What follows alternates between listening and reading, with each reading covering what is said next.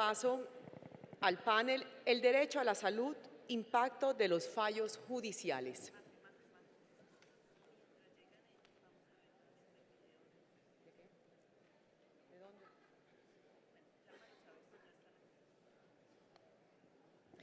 Invitamos al escenario al doctor Alejandro Linares, presidente de la Corte Constitucional, al doctor Aquiles Arrieta, magistrado auxiliar de la Corte Constitucional, al doctor Galo Viana, gerente general de Mutual Ser, al doctor José Fernando Cardona, presidente de la nueva EPS, y al doctor Alberto Echavarría, vicepresidente de Asuntos Jurídicos de la ANDI, quien será el moderador de este espacio.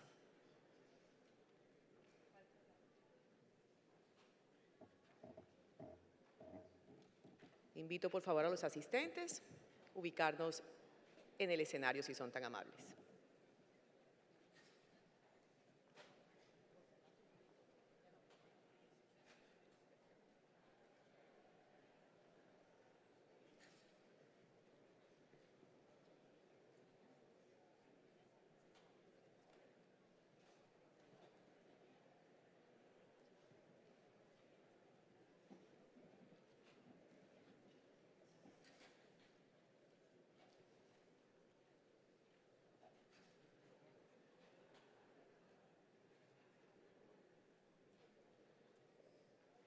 Bienvenidos sean todos, doctor Echavarría, todo suyo, el auditorio.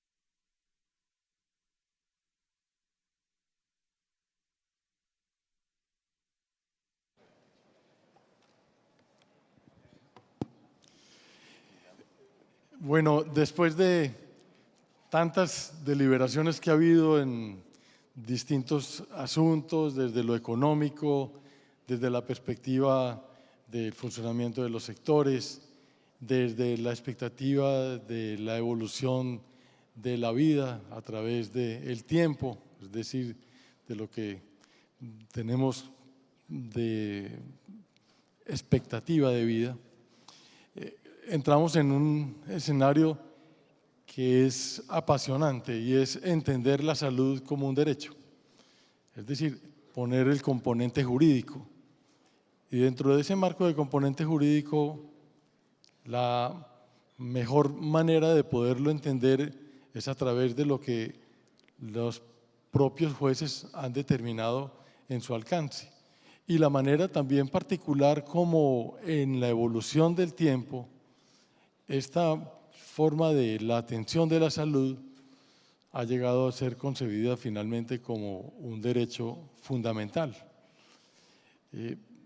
Seríamos muy largos en extender el concepto particular de esa evolución. Hoy es claro, a nivel legislativo y desde hace mucho tiempo a nivel jurisprudencial, que es un derecho fundamental. Pero en ese marco del derecho fundamental hay unos aspectos, digamos, absolutamente indispensables en la óptica de quienes participan en la salud. Cerca del 90% de los agentes de la salud son agentes privados. Sin embargo, el derecho de la salud que tiene cada individuo y el concepto de la sociedad hacia un proceso evolutivo de mejoramiento de esa concepción de la salud hace necesario entender los fenómenos. Y tenemos de manera privilegiada la posibilidad de verlo desde la óptica de los jueces constitucionales y de actores que desde el manejo del aseguramiento lo ven desde la perspectiva del régimen contributivo y el régimen subsidiado. Eso es lo interesante que tendremos en una hora. No tenemos un libreto preestablecido. Vamos a tratar de generar una dinámica de diálogo y, por supuesto, apuntar al final de ustedes en la recolección de preguntas a una orientación particular de unos planteamientos finales. Quiero entonces dar inicio con Alejandro Linares, presidente de la Corte Constitucional, para que nos dé un marco referencial general de ese derecho y la visión que la Corte Constitucional tiene. Alejandro, por favor. Bueno, muy buenos días a todos. Para mí es un privilegio estar aquí en este foro de la salud de la ANDI. Quería agradecer muy especialmente a la ANDI, a Bruce Buckmaster, su presidente, a Alberto, a Ana María Vesga, que fue la que me invitó, y muy honrado de estar en este panel con personas que trabajan en el sector y con Aquiles Arrieta, quien ha sido el motor intelectual de lo que se conoce como la sentencia T760 de 2008. Obviamente no me voy a detener en ese tema, sino sencillamente quisiera hacer unas reflexiones generales para evitar futuras recusaciones, pero unas reflexiones generales sobre un poco cuál debe ser el rol del juez constitucional en esta materia. Yo creo que hoy en día ya no hay duda de que se trata de un derecho fundamental. Y en esa medida, cuando uno revisa, digamos, los antecedentes a la T760 del 2008, luego la sala de seguimiento que se creó alrededor de esta decisión, creo que el hito más importante siguiente fue la Ley Estatutaria de la Salud en el año 2015. La pregunta que uno se hace como juez constitucional es, bueno, si la salud es un derecho fundamental, si ya hay una ley estatutaria de la salud, entonces, ¿cuál es el rol del juez constitucional en esta materia? Y aquí es una pregunta compleja, difícil de responder. Ojalá Aquiles me ayude a responderla mejor. Pero el tema es el siguiente: cuando uno es un juez de tutela, y en Colombia todos los jueces son jueces constitucionales de tutela, y recibe un reclamo individual, la pregunta que uno se hace es muy difícil negar un reclamo individual de salud. Desde un punto de vista, digamos, humano y desde el punto de vista de los derechos, es muy difícil negarlo. Pero hay unas preguntas más complejas detrás de una tutela individual de la salud. Uno podría decir, ¿por qué el accionante llegó a la tutela? Y puede ser, ¿y por qué al juez le llegó esa tutela? Puede ser o por azar o porque tiene un mejor acceso. De hecho, hay estudios que muestran, unos estudios de David Landó y otros del profesor Mota Ferraz, que muestran que quienes se tienen acceso al sistema de salud son las personas que tienen mayor capacidad económica. En otras palabras, que en ciertos casos las personas con mayor acceso, con mejores abogados, son quienes tienen el privilegio de acceder a una tutela frente a los más pobres de los pobres, quienes jamás se acercan al sistema judicial. Entonces hay un tema de cómo se accede a un reclamo individual de salud. Por eso yo he sido yo alabo la sentencia estructural T760 en el sentido en que convirtió unos reclamos individuales que hubieran podido llegar por azar o por capacidad económica, convirtió el problema en un problema más de fondo, en lo que llama Fuller las disputas policéntricas, en el sentido de que había que mirar el tema con una perspectiva, digamos, más colectiva, más de ver los distintos actores en el proceso y obviamente ver un tema de asignación de recursos públicos que está detrás de todas estas disputas de salud. Entonces, un primer comentario que quería hacer es, los jueces constitucionales debemos tratar de pensar no solo en adjudicar un derecho, sino pensar que en temas como el de la salud hay elementos policéntricos, es una disputa policéntrica donde hay muchos intereses en juego y de pronto la decisión de conceder una tutela a una persona X le está quitando posibilidades a una persona Y. Y en eso digamos, y Aquiles conoce mi posición, yo en eso soy mucho más prudente judicialmente porque yo creo que los jueces no deberíamos, en principio, asignar recursos públicos. Esa no es una labor del juez, pero yo sí resalto que la sentencia T760 del 2008 lo que hizo fue poner el tema en la agenda pública, mostrar que es un problema serio y estructural de la sociedad colombiana, y en esa medida se logró el avance hacia la ley estatutaria de la salud. ¿Qué sigue? Y usted me cortará, doctor Alberto, ¿qué sigue? La Corte recientemente hizo una autorreflexión. La Sala Plena estuvo diciendo, nosotros por el día a día se nos olvida pensar en los temas macro. Entonces nosotros estamos decidiendo un tema de fertilización in vitro, después un tema del aborto, después el tema del fast track, los acuerdos de paz, pero no estamos pensando en para dónde vamos como institución judicial. Y en esa medida lo que hizo la Corte recientemente fue decir, vamos a hacer un alto en el camino y vamos a través de la Sala Plena a hacer unas audiencias públicas para revisar lo que hemos hecho con lo que se conocen en la literatura internacional como sentencias estructurales.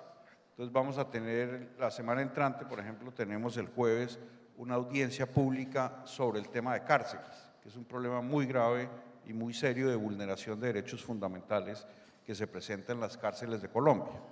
Y el 6 de diciembre, me imagino que ya están todos informados, vamos a tener una audiencia pública en materia de salud, donde para nosotros va a ser fundamental escuchar lo que hemos venido escuchando, yo he venido escuchando en la pre-reunión que hicimos para coordinar este panel, y creo que es muy importante poner un alto en el camino y decir hacia dónde deberíamos evolucionar, porque además el derecho de la salud, como todo en la vida, cambia de manera permanente. Aquí les tiene unas cifras que muestran la evolución de las tutelas en salud, y lo que queremos hacer en la Corte es hacer un alto en el camino a través de esa audiencia pública y que la Sala Plena se ocupe del tema para dar unos lineamientos, pueden ser jurisprudenciales, a los jueces de tutela hacia dónde deberíamos ir en el futuro. Y yo creo que los criterios básicos, digamos, la luz al final del túnel, están basados en el criterio de necesidad, digamos, de que las tutelas en salud se concentren en lo que es realmente necesario para el paciente, porque a medida que evoluciona la sociedad, pues uno va demandando mejor salud, y como señalaba el doctor Echavarría en la pre-reunión que tuvimos, yo creo que hay que establecer son unos mínimos y poco a poco ir mejorando esos mínimos. Doctor Alberto, yo dejaría ahí mi intervención inicial, invitándolos a que por favor se pronuncien frente a cuál debería ser el futuro de la sala de seguimiento a la T760 del 2008. Sí, agradezco muchísimo porque nos abre precisamente ese panorama a unos detalles sobre los cuales podremos ir profundizando. Estamos hablando entonces del marco referencial de un derecho fundamental a la salud y la aspiración individual de cada uno en la progresividad de la evolución misma de la sociedad a tener un derecho cada vez más adecuado. Pero teniendo los agentes privados, que son casi el 90%, en un límite financiero, ¿cómo concibe uno ese derecho? Y nada mejor que Aquiles Arrieta, que fue detrás quien con el magistrado Manuel José Cepeda, quien dio los parámetros con la sentencia T760 de ese marco referencial evolutivo. Me gustaría, doctor Aquiles, que usted nos pueda dar los lineamientos sobre los cuales se ha venido dando esa evolución en los 10 años posteriores, y si el concepto de ese techo financiero frente a un piso de protección de mínimos, como lo mencionaba el doctor Linares, pudiera tener un marco conceptual sobre el cual los agentes privados y también los usuarios que demanden los servicios puedan tener esa concepción. Entonces, quisiera que nos diera la fórmula mágica de la cuadratura del círculo. Bueno, muchísimas gracias. Un saludo cordial a todas las personas presentes y gracias por… cargué mucho ladrillo en esa sentencia, pero claramente el director del barco era el magistrado Manuel José Cepeda. Y hace parte de un grupo de decisiones, como bien lo señala el presidente de la Corte, donde, digamos, la dificultad que tenía para hablar un poco los jueces con la administración y los demás actores es que los jueces van caso a caso y no podían salirse de esa situación particular. Estas sentencias estructurales, como la T760, son posibilidades para que ya no haya solo un diálogo micro, sino un diálogo más amplio. Para los jueces es muy difícil salirse de los reclamos de las partes y hablar más allá de eso. La razón por lo que en parte la Corte lo hace es porque esos fallos individuales que podrían ser buenos para corregir desperfectos del sistema, ustedes lo conocen mejor que yo, se convirtió en un procedimiento para pedir el servicio. Incluso las propias EPS, sabiendo que después no podían recobrar si no había tutela, las propias EPS colaboraban para que la persona pusiera la acción de tutela. Y eso generaba lo que el presidente ha señalado, y es una mirada puntual y que ustedes conocen mejor, no permitía tener una mirada macro. La T760 es la primera posibilidad donde la Corte empieza a interactuar con el Estado desde una perspectiva macro, no hablando solo de un caso concreto o un medicamento específico, sino de manera más amplia. Ya se había dado un salto y eran algunos fallos que se habían dado en el Consejo de Estado donde se ordenaba incluir medicamentos. Fue, digamos, como el antecedente de fallos más amplios. ¿Qué creo yo? Que hay una cosa importante que habría que reconocerlo, y es, y suena difícil que lo diga un funcionario judicial, pero hay un sentido en el cual yo entiendo que alguien en el 2002, si era gerente de una EPS, no quisiera tomarse tan en serio el derecho fundamental a la salud. Y la razón era simple: en ese momento acababa de ganar un presidente con más amplio apoyo político y parte de su propuesta era hacer una reforma a la tutela y acabar la tutela en materia de salud y pensiones. Quiero recordar eso para mostrar, digamos, como la incertidumbre que existía frente al derecho. El día que aparece el presidente de la República a presentar un proyecto de ley estatutaria, es como donde se cerró esa pelea y se aceptó que era un derecho fundamental. Entonces yo creo que venimos desde hace unos 3 años donde finalmente los diferentes actores y demás, se asentó políticamente la idea de que es un derecho fundamental. Y ya todo el mundo sabe y está jugando dentro de esa línea. Yo creo que eso representa un cambio enorme. Antes de este panel, como ya lo mencionó el presidente de la Corte, tuvimos tiempo de intercambiar ideas, y una de las cosas impresionantes es los acuerdos tan grandes que hay en materia de qué es lo que es el derecho a la salud, cuáles son sus problemas y cuáles son sus limitaciones. Entonces, claro, si antes no se tomaba en serio la dimensión del derecho y había dudas sobre eso, pues difícilmente se iba a planificar. Desde el momento en que se tomó en serio el derecho y cómo se va, yo creo que estamos en un escenario nuevo. Y las tutelas lo muestran, que era una cosa que también mencionamos, y es cómo las nuevas tutelas en salud ya no son los viejos casos, sino son unas demandas por temas nuevos y por temas distintos. Y señalaría esto: ¿puede tener límites el derecho a la salud y puede tener límites por razones materiales? Y la respuesta es sí, y siempre lo ha dicho la Corte.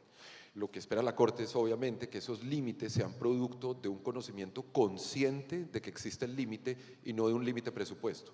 Así como la plata es limitada y yo parto de ese supuesto.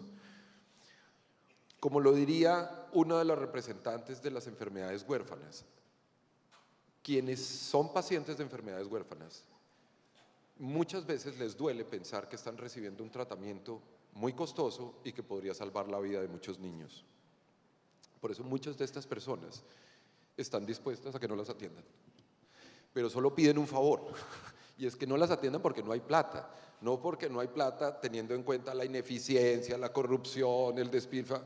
Entonces ahí, no, que no haya plata porque realmente no hay, porque se hizo la mejor política pública y no se logró. Y señalaría esto, y esto es un caso que se ha debatido en varias ocasiones, incluso se nos comparaba con países nórdicos y se decía, es que acá si quieren langosta pueden tener langosta y tal. Yo no creo, y yo creo que la jurisprudencia sí permite poner límites. Pongamos un caso dramático, una persona que tenga unas probabilidades de vida muy pequeñas y que sea... y que sea una persona que tenga probabilidades de vida muy pequeña y que su medicamento sea muy costoso y de él dependa la vida. ¿Podría la sociedad decirle que no? Y la respuesta, de acuerdo con la jurisprudencia, es sí, mientras haya un proceso deliberativo, democrático, como el que se está haciendo para ver qué se incluye, qué se excluye, qué se deja por fuera, y si en ese proceso se toma esa decisión, se le puede decir a esa persona, no hay derecho a eso. Entonces vendría una pregunta, ¿y esa persona no tiene derecho a la salud? Sí.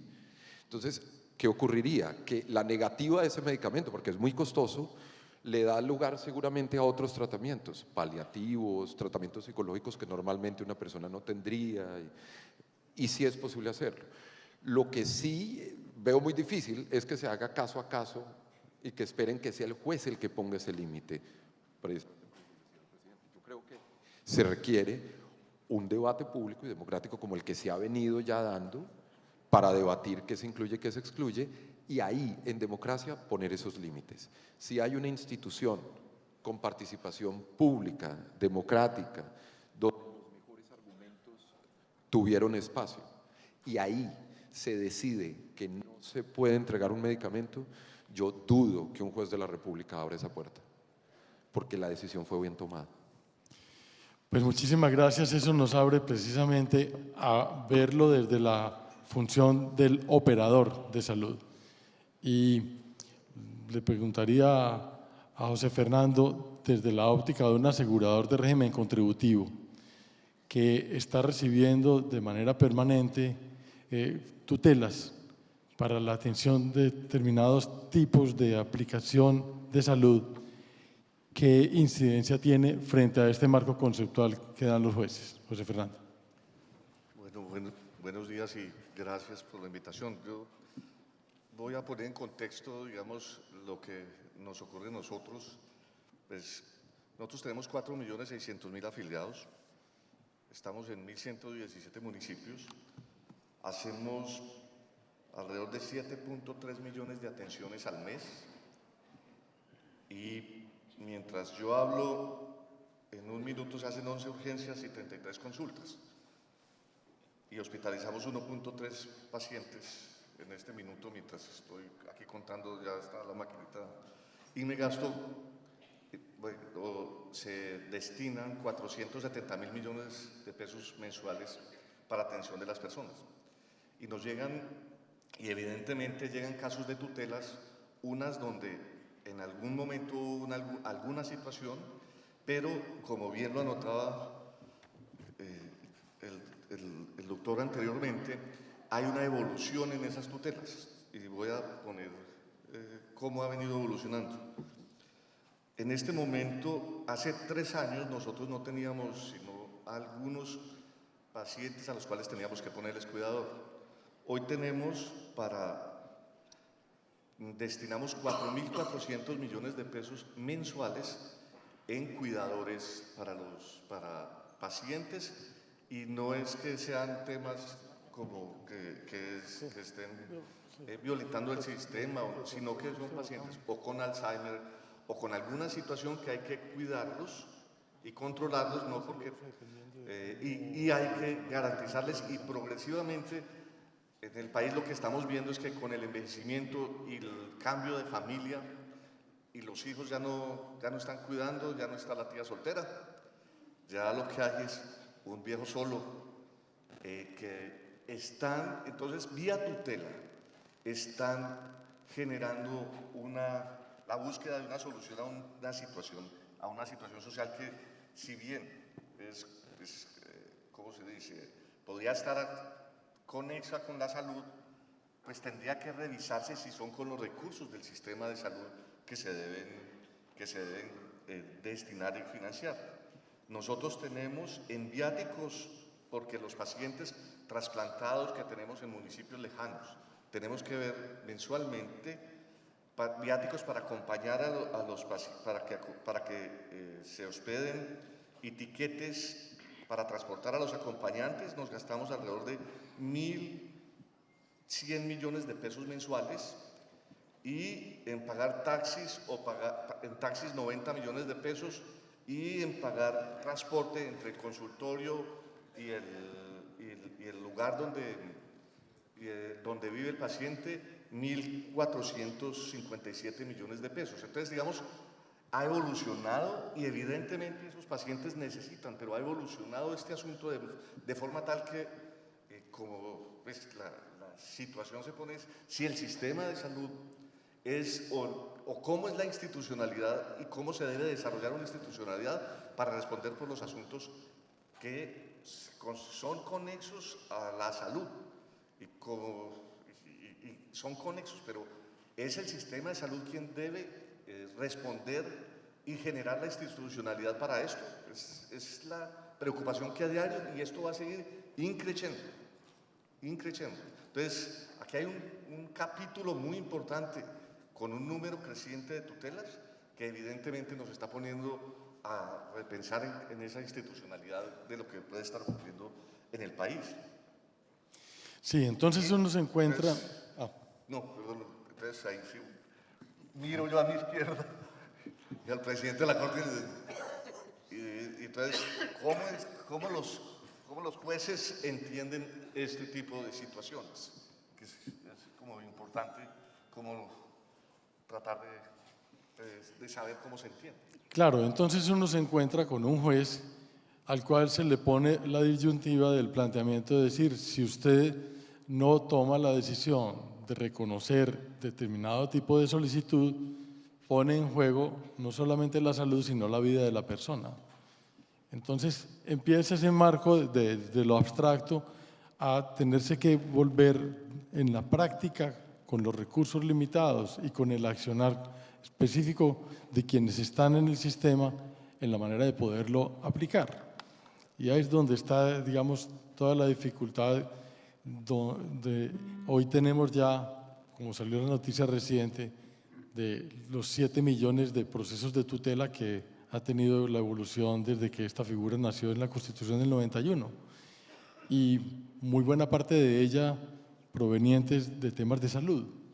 Es a través entonces de la tutela la manera como tiene que hacerse esta evolución, y esa es una gran pregunta, pero también desde la visión puramente de servicio y concretamente desde el régimen subsidiado, en donde las personas no contribuyen de manera directa, pero sí reclaman un derecho, como en el sentido de igualdad lo debe tener cualquier colombiano, la manera de poderlo atender. Y nada mejor que Galo nos pueda dar la visión desde una entidad proveniente de la atención de sectores muy carentes, no solamente de salud, sino de otras expectativas de mejoramiento de necesidades básicas, que nos pueda dar la forma evolutiva de ese desarrollo de la salud, pero a su vez también desde la perspectiva de la reclamación del derecho.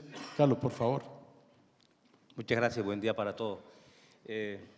Mutual Ser es una EPS de la región Caribe que tiene 1.500.000 afiliados.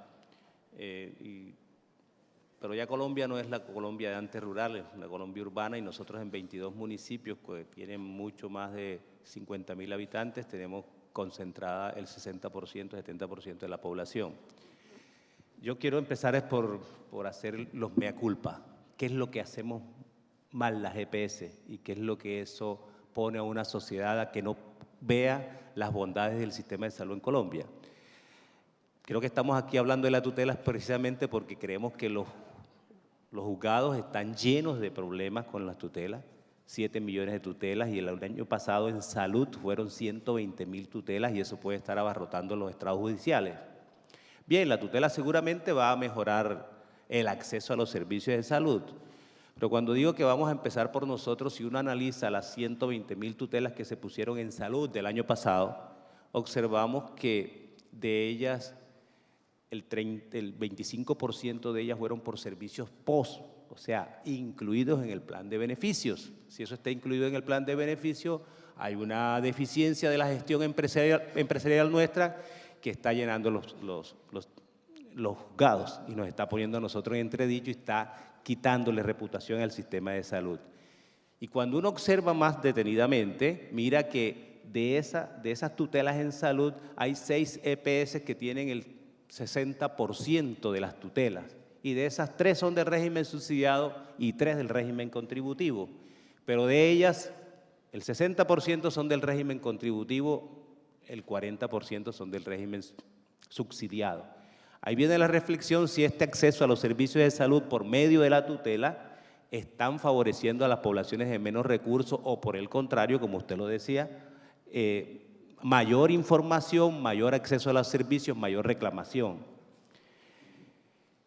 Ahora bien, la perspectiva que tiene el ciudadano es que, y las noticias de prensa lo dicen diariamente, hacen ver como si el sistema de salud colombiano funcionara a punta de tutela, lo cual no es cierto.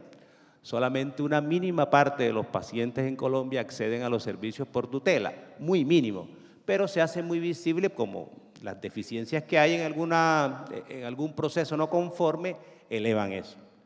Si nosotros quisiéramos bajar el número de tutelas que hay en Colombia y mejorar la imagen que tenemos de eso, creo que pudiéramos hacer un par de cosas. Uno, las EPS nos tenemos que comprometer a mejorar la gestión interna para que no haya tutela PBS. En nuestra experiencia lo que hemos hecho es identificar tempranamente una tutela porque conocemos el recorrido, una llamada telefónica no atendida, una queja no atendida adecuadamente, pacientes que son reincidentes en salas de atención, y cuando los identificamos ahí aprobamos que las tutelas. De hecho nosotros tenemos tutelas solamente, tenemos de las más bajas del país. Pero bien, del otro lado tendríamos que ver lo que es el 31% de las tutelas en Colombia, que son por servicios complementarios no ligados a la atención de salud o ligados a la atención de salud, pero como componentes del bienestar, lo cual es transporte, vivienda o circunstancias que debería el Estado colombiano solucionar por otros rubros. En fin, en conclusión, creo que nos han hecho una carga muy grande a nosotros, reputacional y una carga administrativa en la cual nosotros deberíamos desprendernos.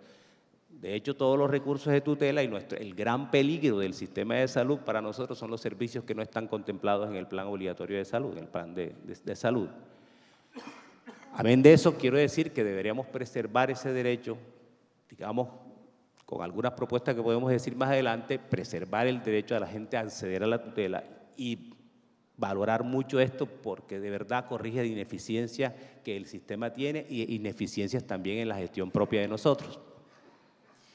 Sí, y precisamente en esa forma evolutiva de dar cobertura y con estos reconocimientos directos que se hacen de la dificultad muchas veces de en la práctica llevar de manera, digamos, equitativa a toda la población en el servicio, encuentra uno la tutela como una alternativa y ya veíamos que entonces no es de la totalidad de los procedimientos, ya vimos los órdenes de magnitud de los procedimientos que a diario hacen y hacen bien las entidades que administran la salud.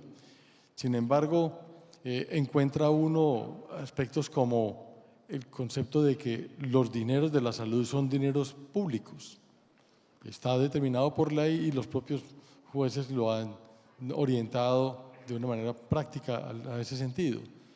Pero desde la óptica del inversionista, desde la óptica de quien quiere participar como agente privado en la salud y en el propósito de que la salud evolucione positivamente hacia uso de tecnologías avanzadas, con las limitaciones que ya planteamos desde el punto de vista financiero, ¿cómo puede un inversionista sentirse tranquilo cuando en su momento puede estar expuesto toda su operación entre privados actuando o entre entidades públicas y privadas actuando en el sistema para que en su momento tenga una certeza de una sostenibilidad en el tiempo. Y le voy a hacer ese planteamiento precisamente a Aquiles Arrieta. ¿Cómo ve esa disyuntiva en la manera de entender lo público y en la participación del agente privado dentro de ese marco conceptual? Sí, yo concuerdo plenamente en que obviamente el negocio, y pongámoslo así, si hay un sistema donde la salud depende de la EPS, pues lo que más le puede interesar a ese sistema constitucional es que esta EPS sea poderosa, sea sostenible financieramente, tenga recursos, y es lo deseable totalmente. Entonces, señalaría, y por eso en mi comentario anterior, justamente reconociendo eso, es que yo creo que las personas que tenían que pagar cuentas, sabiendo que iba a haber un cambio, que querían hacer una reforma a la tutela, pues tenían razones para que su lógica de negocio estuviera. La Corte es consciente de esto y en la T760, por ejemplo, se dio la orden de unificar los dos regímenes. Cuando eso pasó, unificar los dos regímenes, pues muchas personas dijeron, ah, no, pero esto va a generar un problema enorme, porque entonces ya nadie quiere estar en el contributivo si puedo estar en el subsidiado pagando lo mismo. La propia sentencia dice, la regulación puede generar incentivos perversos y puede llevar a que no se proteja el derecho a la salud y se busquen capturar rentas de otra manera porque hay un interés de negocio legítimo. Entonces, ¿qué creo que hay que hacer? Y hay una labor muy importante de sintonizar la regulación de tal manera que quien protege el derecho gane. Entonces, alguna cosa mencionamos una propuesta de Duque en campaña de mirar cuáles son las EPS que mejor prestan sus servicios y retribuirlo. Entonces, en el momento en que un empresario sepa que por hacer bien su trabajo va a ganar más, yo creo que va a estar muy tranquilo. Y creo que eso tiene que ver con esta situación. Mencionaría un ejemplo de este tipo de situaciones que creo que muchos de ustedes pueden conocer. En el régimen subsidiado llegó un momento en el cual las cajas de compensación le avisan al gobierno que se van a retirar. Y la razón por la que se iban a retirar era porque ellos estaban cogiendo todas las personas enfermas, la gente enferma del subsidiado se iba a esas cajas de compensación que sabían que atendían. Y muchas otras, que eran las ARS muy políticas, las personas no enfermas estaban ahí. Y se pasaban. Entonces, las cajas de compensación le dicen al gobierno, si usted no arregla esto, nos retiramos del subsidiado. No lo arreglaron, se retiraron del subsidiado. Ahí estamos hablando ni siquiera de empresarios que quieren ganar plata, estamos hablando de unas cajas de compensación muy serias, que no tienen esa visión legítima de querer ganar dinero, estas no. Y sin embargo también se salieron, porque era irracional en términos económicos lo que estaba pasando.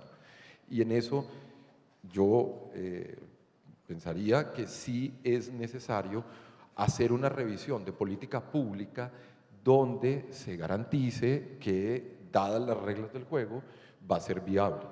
Por eso digo, hasta antes del 2002 eso no se hacía, porque un grupo político quería reducir la protección y el otro quería mantenerla. Ya en este momento estamos ahí y yo creo que se puede avanzar. Y lo mencionaría y retomaría el punto que se acaba de decir, y es, los determinantes en salud no son únicamente la prestación del servicio, sino hay otras cuestiones como la calidad del piso, como tener acceso a la energía eléctrica, el transporte y demás. Y yo creo que acá llevan buena parte razón algunas personas que dicen, mire, yo no puedo al sistema de salud clavarle todos los otros factores determinantes, ¿sí? Y pongo un ejemplo sencillito. En todas las cifras que se están pagando en transporte, la Corte Constitucional ha declarado inconstitucionales algunas normas tributarias porque le imponían impuestos a los recursos de salud. Si yo le impongo impuestos a los recursos de salud, puedo llevarlos al Congreso y que el Congreso los destine a otra cosa y violo la regla de que los recursos de salud van a la salud. Luego, cuando se paga un pasaje y se está pagando el IVA y ese tipo de cosas, podemos estar en una situación similar y que creo que es un poco la pregunta, si esos recursos de salud deberían irse a factores complementarios de salud como transporte. Pongo un caso, la salud sexual y reproductiva de una niña en situación de desplazamiento. ¿Depende más del sistema de salud o del sistema de educación. La salud sexual y reproductiva de una niña en situación de desplazamiento es muy importante, el factor de educación para poder tenerlo. Entonces, yo creo que ya el país dio una discusión amplia respecto a que el derecho a la salud es fundamental. Ya se avanzó en eso. Creo que ahora viene una segunda pregunta y es, porque, pongámoslo de esta manera frente a los críticos, la ley estatutaria de la salud es la ley estatutaria del servicio de salud, no es la ley estatutaria de la salud. No regula todos los ámbitos del derecho a la salud. Y en ese sentido yo creo que falta ese segundo debate para esas cuestiones y seguramente ahí se va a empezar a poder poner esos límites. Ya se avanzó mucho respecto a el plan de beneficios, las exclusiones. Creo que vienen esta segunda batalla que yo la llamo de segundo piso, de nuevos casos con nuevas cuestiones en las cuales seguramente muchas dependen de otros sistemas sociales y de otras instituciones sociales y no únicamente de la institucionalidad de salud. Interesante lo que plantea de generarle una especie de estímulo a quienes invierten en el sector privado, en el mundo de la salud. Concretamente hablamos de los aseguradores que puedan en un momento dado tener una especie de apreciación por la eficiencia y el buen manejo que tengan. Esa va a ser la próxima pregunta que le haré precisamente a José Fernando y a Galo. Pero antes quisiera contrapreguntarle, ¿y los demás agentes del sistema, cómo desde la óptica de un juez constitucional pueden verse estimulados? ¿Por el hecho de que paguen menos impuestos? ¿Por el hecho de que lo que tengan que atender en su momento por obligaciones que van más allá de su propio cometido sean compensables con otros tipos de recursos públicos? ¿Cómo lo vería, doctora Arrieta? La creatividad es infinita, digamos, y depende de los policy makers y de las cosas que puedan hacer a ese respecto. Y yo creo que hay muchas posibilidades. Pondré en algunos casos, los jueces han tratado de hacer esas distinciones. Pondré un caso que hablamos antes y es la nueva EPS está pagando la luz, el servicio de luz de una persona que está con un respirador para que no la interrumpan. Eso es una decisión y me parece muy valiosa y respetable tal, pero normalmente en las tutelas a quien se condena es a la compañía de energía y ahí la solidaridad no vendría de la EPS, sino vendría de la compañía de energía. Entonces, un juez de tutela, si hubieran demandado a la EPS por eso, es probable que ese juez, si conoce la jurisprudencia de la Corte, hubiera vinculado a la empresa de energía y no le hubiera puesto esa carga a la EPS, sino a la empresa de energía. Pero diría esto, o sea, ya se sale de las posibilidades, digamos, del juez y sobre todo no que quisiera cometer el error de una jueza que ha sido muy famosa estos días por haber dicho justamente que los jueces cogobiernan y yo pienso, y valoro mucho a esa juez, creo que se equivocó con las palabras, quiero pensar eso. Los jueces no cogobernamos, los jueces pueden empujar al gobierno. Pongo un ejemplo, en muchos foros han criticado la T760 por ser el salvavidas de la Ley 100. Ya cuando la Ley 100 iba a morir, ya cuando la Ley 100 y ese modelo neoliberal iba a morir, la Corte llega y la salva. En realidad, la posición de los magistrados de la Corte, si les gusta la EPS, si no les gusta la EPS, ese no es el problema. Los magistrados tienen que ser respetuosos de las leyes y el plan que se haya hecho. Yo diría ahí en general que lo que puede hacer la Corte es identificar esos temas y pedirle al gobierno y a las entidades estatales correspondientes que tomen las medidas adecuadas para atender ese tema. Pero me resistiría a decir exactamente qué. Sé que la pregunta es muy provocadora y que podría tener muchísimas alternativas de respuesta, pero precisamente va a servir para que en los espacios de reflexión internamente en la Corte y concretamente en la audiencia que se va a hacer en diciembre, abran la alternativa de una expectativa de integración de los ramas del poder público hacia caminos que permitan incentivar esa inversión y la participación cada vez más activa del sector privado en esa dirección. Me vuelvo precisamente al punto con los operadores. el doctor Arrieta acaba de decir de un mecanismo que de alguna manera incentive a las EPS en su funcionamiento, no solamente dependiente de los recursos del número de afiliados que participan a través de una unidad de pago por capitación, sino de la eficiencia misma con la que administran los recursos. Entonces la pregunta para cada uno de ustedes, y es la misma, ¿ustedes ven eso factible? Más cuando, entre otras cosas, el propio presidente Duque en su campaña anunció que podía haber una valoración en un sentido algo similar a como el que acaban de plantearse. ¿Cómo ven el punto? Sí. ¿Quién quiere? Carlos. La otra vez en una conversación con el ministro decía cómo se evalúa una EPS. Bueno, ya el país ha hecho varias valoraciones. Si cumple con estándares financieros, por ejemplo, es una valoración. Si tiene alta satisfacción de los usuarios, ya ha hecho algunos rankings en el país, se ha evaluado mucho. Si tiene resultados en salud, ya tiene indicadores para resultados en salud. Se puede evaluar la gestión sobre si uno tiene tutelas o no que no debería tener. Pero se vuelve más complejo cómo retribuirle al privado, como usted decía, es esa gestión.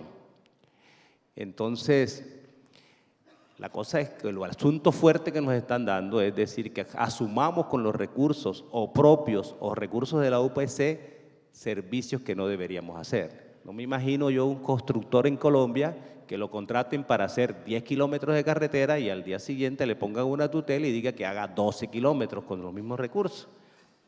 No creo que haya juez que lo obligue. Pero la tutela para salud, para que pudiera una EPS mejorarla, o digamos que hay aspectos en los cuales es mejor que la EPS haga la gestión. Pongo el ejemplo del niño que tiene que ir a Bogotá y vive en el Carmen de Bolívar para un tratamiento médico y nosotros tuviéramos que esperar a cuando alguna institución del Estado asumiera ese costo. Muy seguramente la enfermedad va a ser mella, va a salir más costoso, va a costar una vida, va a ser más difícil para el sistema de salud entonces tener los resultados que espera. Creo que una manera pudiera ser que cada institución del Estado haga la función que le corresponde y ahí iría del lado de la capacitación de los jueces. No tendríamos nosotros por qué atender al niño que está desamparado y pudiera ser que el Instituto Colombiano de Bienestar Familiar y el juez de tutela lo entendiera así, sería el responsable de esa labor. Pero bueno, como a mí me encanta manejar la plata ajena y administrarla, entonces yo le digo, si en esos recursos uno pudiera gestionarlo mejor y saber en qué momento la gente puede tener un servicio social complementario que ayude al componente de salud. Creo que tiene una tarea bien grande que le han dado al ministro de decir cómo va a remunerar mejor a las EPS por resultados, pero ahí tiene algunos indicadores que nos podrían ayudar a nosotros. ¿Cuáles tipos de indicadores pudieran ser? Cuando usted menciona… Sí. Lo primero debe ser la satisfacción de los usuarios. Si una EPS es capaz de mantener altos índices de satisfacción y que se puedan buscar por medio de encuestas independientes que se hagan, eso debería valorado. 2, resultados o la gestión financiera. Si una EPS clarísimamente puede pagar puntualmente a los prestadores, debería ser mejor remunerada porque está cumpliendo con su deber. Y lo tercero serían los resultados en salud, que hay muchos indicadores que tangencialmente miden también acceso, por ejemplo, atención oportuna de cáncer o disminución de la mortalidad infantil, acceso al servicio, indicadores que ya están en el país, o sea que esa tarea pueda de manera técnica ejecutarse un poco mejor. José Fernando, la misma pregunta. ¿De qué manera vería una EPS tan potente como la nueva, que tiene un importante número de afiliados, el hecho de que sea también igualmente valorada por su eficiencia? Más teniendo en cuenta que es una EPS que arrastra una población por grupos etarios de mayor nivel de edad, en donde probablemente los tipos de atención y demanda por salud son mayores. Ya por eso le dan más platica. Como tiene más viejito, le dan más platica. Sí, pero la carga de enfermedad, pero tengo... Nos da más plática porque la carga de enfermedad es muy importante. Tengo voy a dar dos datos. Tengo 237.000 pacientes diabéticos, de los cuales 67.000 son insulinodependientes. Y cuando hicieron la inclusión de las insulinas, se hizo la distribución como si todos tuviéramos los mismos, la misma carga de enfermedad. Entonces, ahí los que tenían menos pacienticos diabéticos, como en el caso tuyo, recibiste más plata de la que yo debía haber recibido. Entonces, pero volviendo al tema de pago por desempeño, vean, en la literatura el debate más importante del pago por desempeño es lograr garantizar una data que sea estándar para quienes son evaluados. Entonces, y porque en salud, en términos de resultados en salud, hay unas diferencias que tienen que ver con las características de la población, etc. Entonces, es absolutamente importante garantizar tres cosas para hablar de pago por desempeño. Uno, que la data de todos esté disponible y esté bajo las mismas condiciones y de alguna forma estandarizada. Segundo, que la forma de valorar reconozca las diferencias que existen al interior de las poblaciones que se tienen, porque tienen que homogeneizarse para entender las poblaciones que se tienen.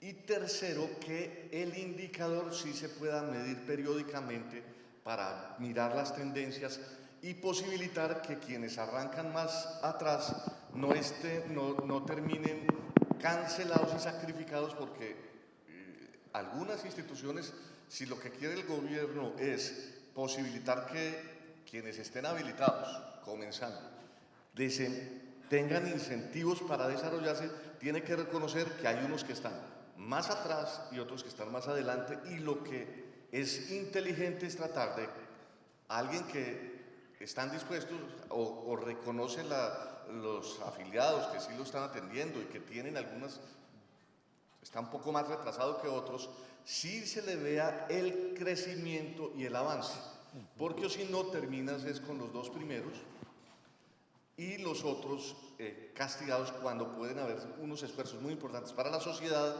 logrando que el núcleo o la masa crítica se desarrolle. Es lo mismo que con los estudiantes.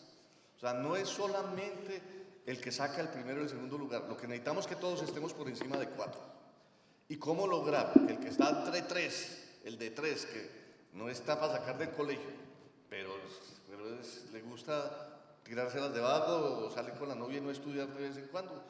¿Cómo logramos que sí tenga el desempeño y la actuación y el compromiso de lograr sacar 4? Aquí yo creo que es un reto, es lograr que todos estemos por encima de 4, y obviamente el que saca el primer puesto tiene la beca completa, el que saca el segundo puesto tiene la media beca, y los otros tienen el derecho a continuar con unos incentivos. Pero detrás de eso hay un elemento que es fundamental, y es que la UPC sea suficiente para financiar lo que estamos nosotros, por lo que debemos nosotros responder, y que no tengamos, digamos, unas cargas que al final no se sabe si se financian, o si se financian generan unos problemas de caja tan importantes como los del NOPOS. Maravilloso ver que hay posibilidades de indicadores, que hay actitud para que pueda haber una evaluación, como generalmente el sector privado visualiza la participación en un sistema como el sistema de la salud, y ese mecanismo de incentivos pues puede ser algo que se pueda construir hacia adelante. Voy a cambiar por razones del tiempo, y esto es apasionante y pudiéramos profundizar mucho más, pero voy a cambiar al momento de las preguntas. Hemos recibido algunas preguntas y quiero particularmente recoger una de ellas que dice: ¿por qué no se instruye a los jueces en conocer las diferencias y pertinencia entre las tecnologías en salud para que se otorguen las que realmente se agregue valor a la atención? Entonces, quisiera que esa pregunta nos la pueda contestar el presidente de la Corte Constitucional. Bueno, muy buena pregunta, y yo creo que para contestar esa pregunta hay que partir de una base muy importante. Los jueces nos preocupamos de que no se cumplan nuestras sentencias, y en esa medida, dado el abuso en ciertos casos en el sector de salud, los jueces ven una tutela y la dan, pero no se cumple. ¿Por qué? Porque puede tener imposibilidad de cumplimiento, porque es una decisión absurda. Nosotros hemos detectado, por ejemplo, que la tutela se puede utilizar para saltarse las colas y obtener una cita saltándose, digamos, todo un sistema de citas. Eso no solo ocurre en salud, en víctimas también ocurre. Es muy común. Entonces, lo primero que tiene que hacer un juez es saber que si que la orden que va a expedir tiene fuerza y va a ser ejecutada, porque o si no, pierde legitimidad todo el sistema judicial. En ese sentido, es muy importante la capacitación de los jueces. En las T760 se dio una orden al Consejo Superior de la Judicatura de capacitar a los jueces. Yo creo que con la evolución que se ha hablado acá, el tema de las tutelas en salud ha evolucionado, ha pasado de menos salud a más, digamos, servicios complementarios. Entonces uno ve, por ejemplo, tutelas que hablan de energía eléctrica, de educación, de poner pisos en las casas, del acompañante, del transporte, del taxi, y ahí yo creo que el tema de capacitación de jueces es fundamental. Yo le escuché a Aquiles hablando del tema de hacer una alianza con la Escuela Judicial Rodrigo Lara Bonilla para educar jueces y decirles, mire, esto sí se debe otorgar, esto no se debería otorgar. Esa es una forma de educar a los jueces. La otra forma de educar a los jueces es a través de sentencias de unificación de la Corte Constitucional, de manera tal que uno sea didáctico y pedagógico con los jueces, tratando de decirles, señor juez, esto es correcto, señor juez, esto no es correcto. Digamos, nuestro rol como juez que revisa todas las tutelas que nos llegan del país es dar unos lineamientos claros para que los jueces no se aparten de nuestras sentencias. ¿Cómo podría mejorarse precisamente ese proceso de selección de tutelas cuando se sabe que son cerca del 1% de las que se resuelven, precisamente para direccionar ese criterio que usted manifiesta en la manera de crear una especie de precedente judicial que sea el indicador? ¿Cómo pudiera mejorarse? Digamos, se podría mejorar mejorando nosotros mismos, pero también con herramientas tecnológicas donde nosotros, digamos, tener una política judicial, y es decir, vamos a seleccionar las tutelas, por ejemplo, que hablan de viáticos, o que hablan de transporte, o que hablan de taxis, y tener unas sentencias de unificación que manden un mensaje hacia los jueces de tutela donde es correcto otorgar y dónde no es correcto otorgar. Digamos, evitar los abusos que tienen los jueces de primera instancia respecto de las tutelas. Pero esto requiere para mí una política judicial, no seleccionar, digamos, aleatoriamente ciertos casos, sino decir, bueno, vamos a darle un seguimiento, por ejemplo, a la T760 y vamos a arreglar un problema donde haya, digamos, las zonas grises, que son las zonas más complejas. Creo que eso es un rol que nosotros tenemos que hacer, y adicionalmente tenemos que modernizarnos en la Corte, introducir cierta tecnología para tener información valiosa que nos permita seleccionar los casos donde están los problemas más álgidos. Hoy en día sabemos que hay una gran proporción de tutelas en salud, pero al interior del concepto salud no sabemos de qué estamos hablando. Digamos, salud es un término realmente amplio, y uno quisiera focalizar dentro de salud si está hablando de servicios complementarios, si está hablando de, digamos, tratamientos mínimos. Tiene que ver de qué está hablando en realidad y tratar de resolver los problemas, sobre todo de las zonas grises, donde hay problemas, digamos, de regulación. Yo creo que la regulación le corresponde al Congreso y al Ejecutivo, pero a veces, como señala Aquiles, le toca al juez constitucional entrar a regular esos aspectos. Ese último tema apasionante que nos tomaría muchísimo tiempo en poder discutirlo y tratar de entenderlo, de la manera como los jueces se incursionan en ir creando derecho y no simplemente dándole desarrollo interpretativo a las normas existentes. Pero ese es un asunto de otra materia. Nos quedan un minuto. Empezamos, tal vez les voy a dar un minuto para que cada uno dé una reflexión final y yo concluiré. Y como tenemos 5 minutos más, 1 minuto para cada uno y uno final para reflexión. Entonces, Aquiles Arrieta, por favor. Quisiera arrancar con unos temas. Yo creo que el presidente ha señalado las cosas que la Corte puede hacer. Yo quisiera como decir dos cosas también de lo que ustedes pueden hacer. Yo creería que una cosa muy importante que se puede hacer y que puede ayudar a la Corte es, como gremio, y no individualmente, como que haya algún tipo de instancia que le diga a la Corte, por favor seleccione este caso. Todas las tutelas llegan a la Corte.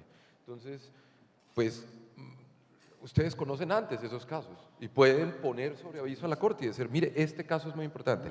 Y es muy distinto que una EPS pida eso a que un gremio diga, mire, este caso es muy importante para que den línea en este tema. Entonces, diría eso. Y lo segundo que diría es, la jurisprudencia de la Corte es razonable y es sensata. Muchos de los jueces lo son también y fallan bien, pero hay unos que fallan erradamente. Y lo que quisiera decir ese mensaje es, si hay una decisión absurda, seguramente la jurisprudencia no la sostiene. Y si ustedes tienen una pelea razonable y sensata contra una decisión absurda, así no hayan leído la jurisprudencia, se los aseguro, está de su lado. Está de su lado. Van y miren luego, está de su lado.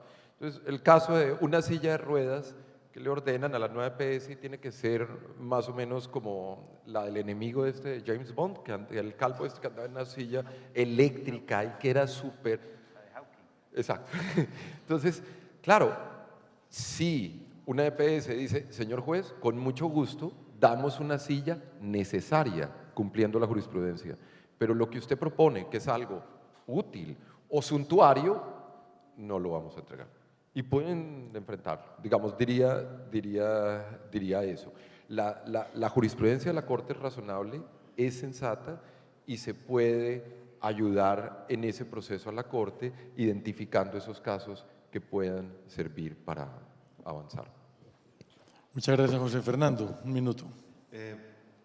Yo creo que aquí hay como 3 retos. Uno tiene que ver con el reto como EPS y como institución respecto a todavía la brecha que hay para ciertos asuntos donde claramente hay unas limitaciones y que terminan generando tutelas. Un segundo reto tiene que ver con el trabajo sobre las expectativas que se le generan a los afiliados en zonas donde hay problemas de oferta, porque ustedes saben que para prepagada uno va a pedir una cita de endocrinólogo pediatra y en Bogotá no la consigue antes de 3 o 4 meses y a uno le genera la expectativa, sin ser una urgencia, al familiar o a la familia y exige que sea ya y cuando la tiene uno a 60 o 75 días le dicen ahí mismo le llega la tutela. Entonces hay que hacer un trabajo con las familias, con quien ordena el tema para que le ayude a entender que cuando no es una urgencia y pues es razonable, porque los tiempos de espera también en el país, y no es para compararme en Canadá, una cita de especialista está a 150 días para ciertas especialidades. Entonces, revolvemos unas cosas con las otras. Hay unos temas que sí claramente es inaceptable que tenga que llegar a tutela y debemos seguir trabajando en ese tema, en resolverlo y cerrar esa brecha para que no confundamos, porque es cierto que hay también, como lo decía Galo, unos temas sobre los cuales. Entonces, segundo, lo de la oferta, y tercero, hay que buscar cómo de manera articulada el país genera una institucionalidad y una ruta clara para los servicios sociales complementarios y para ver cómo es que eso lo vamos a desarrollar, porque lo que estamos viviendo es otro nivel. en términos de las expectativas y lo que la sociedad está esperando pues, del país en términos de coberturas de servicios sociales que van atados a salud. Carlos, por favor, y un minuto voy a ser estricto por razones de tiempo. Si me paso, me fusila. Cada quien en su trinchera, haciendo lo adecuado, mejora la situación en Colombia de salud, fundamentalmente.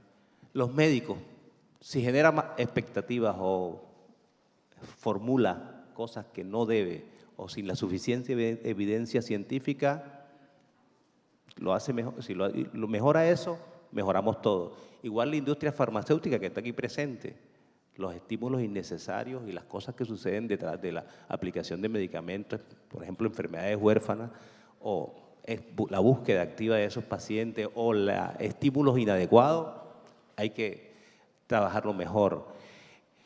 Los jueces, una comprensión de qué agente del Estado le corresponde, qué función, pudiera mejorarlo también. Las EPS, que hagamos bien nuestra labor, cada vez que tenemos una tutela inadecuada o no cumplimos adecuadamente el fallo y genera más, entonces, desacatos, órdenes de captura, pudiéramos mejorarlo más. Y si el Estado logra entender que cada acción cada ampliación del derecho va a afectar la finanza y que tendrá que asignar recursos diferentes para ello. Entre todos pudiéramos mejorar esto y de seguro que el sistema de salud pudiera ser más apreciado por los colombianos. Bueno, dos reflexiones finales. Una que traía acá, hay una sentencia nuestra, la T603 de 2015, que estableció en cierta forma el paso por la Superintendencia de Salud. ¿Por qué? Los jueces no somos brutos, pero no sabemos de salud. Entonces, una instancia más especializada podría ser ampliar el rol en tutelas de la Superintendencia de Salud. Eso ya hay decisiones nuestras, yo comparto esa línea y los invitaría a revisar la T603 de 2015. Muy importante. Segundo comentario, yo los invito a todos a que de manera escrita o verbal participen en la audiencia del 6 de diciembre, que para nosotros es muy importante porque no es una audiencia de la sala de salud, es una audiencia de la sala plena de la Corte, y ahí sería muy útil recibir de ustedes luces sobre hacia dónde debe ir la Corte en materia de la sala de seguimiento en salud. Muchas gracias por esa invitación. Pues espectacular estos lineamientos. Como ustedes han visto, hemos dado un panorama desde la perspectiva del derecho, pero encontramos en la relación práctica una funcionalidad y una aplicación que se concreta a resultados mucho más específicos. Yo resalto, en primer lugar, la actitud que desde la propia Corte Constitucional hace para que puedan recibir información desde el sector privado, no solamente a través de la participación típicamente procesal, sino a través del diálogo. La posibilidad de capacitar los jueces, no solamente a través de la función propia de los escritos, sino de la formación de ellos a través de la Escuela Judicial Rodrigo Lara Bonilla, que es la institución que prepara a los jueces en donde tengamos intervención, pero igualmente la manera de poder a través de la selección sugerir caminos pertinentes de cara a una orientación que vaya formando una especialización de los jueces en ese conocimiento. Precisamente hay un comentario que recibí en donde dice que ven pertinente o muy de acuerdo con la especialización de los jueces que fallan en salud, ya que sin conocer pertinencia crean jurisprudencia que hace daño a los recursos del sistema de la salud. Es un comentario de uno de los participantes. Destaco igualmente la importancia de entender el estímulo a los participantes en el sector de la salud como agentes privados y cómo desde la visión de los propios magistrados encuentran que debe haber estímulos y de esa manera también quienes participan de forma directa en este panel encuentran elementos indicadores que pudieran servir para esa medición y ese estímulo a la participación. Nos quedan temas que hubiera querido abordar como por ejemplo vernos comparativamente. ¿Cómo es nuestro sistema colombiano en salud frente a otros sistemas? Y de qué manera esta cobertura universal, eficiente y solidaria tiene un gran aprecio en el sistema internacional. Es parte, digamos, de un abrebocas que nos queda. Son muchos temas particularmente que podemos desarrollar en función de lo que ustedes nos han dicho hoy, y creo que a las cámaras de la salud de la ANDI les abre precisamente una compuerta para que en la participación que se haga en diciembre demos una orientación participativa de cara no solamente al desarrollo del país, sino a un mejor sistema de salud. Muchas gracias a todos los participantes y un aplauso para ellos. Muchísimas gracias a los panelistas. Señor moderador, muchísimas gracias por compartir con nosotros este especial.